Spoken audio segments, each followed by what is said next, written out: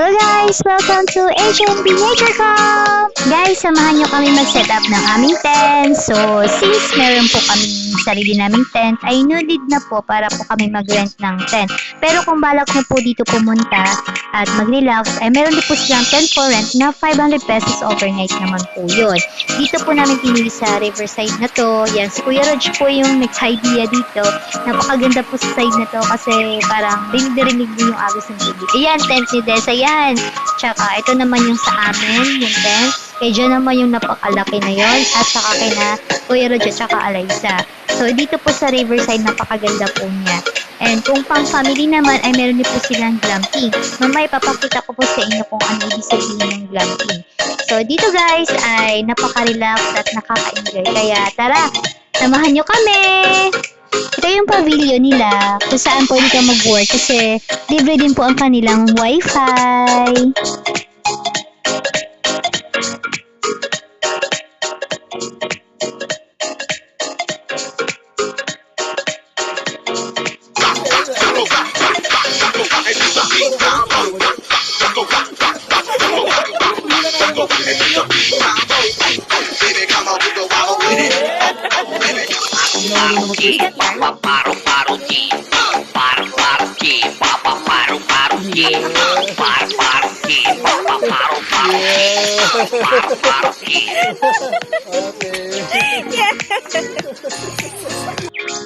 Yan naming friend si John, vegan yan. Dahil sa kanyang palaro, ayun, napakain namin siya ng siomay. Talo yarn.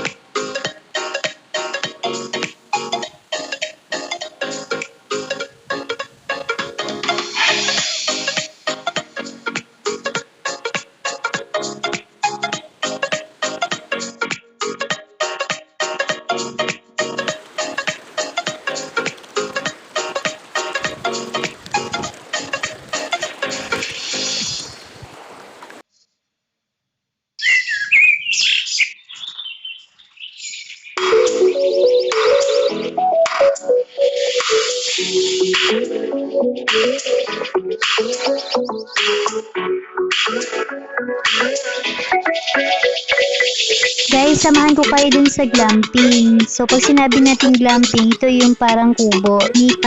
Yan, meron na dun unan, may electric fan. Yun yung tig 1.5, inclusive of breakfast for 2. And meron din silang family glamping na tig 6,000 naman, inclusive of breakfast for 6 naman siya. Musta naman chicherya namin hanggang ilog dala-dala.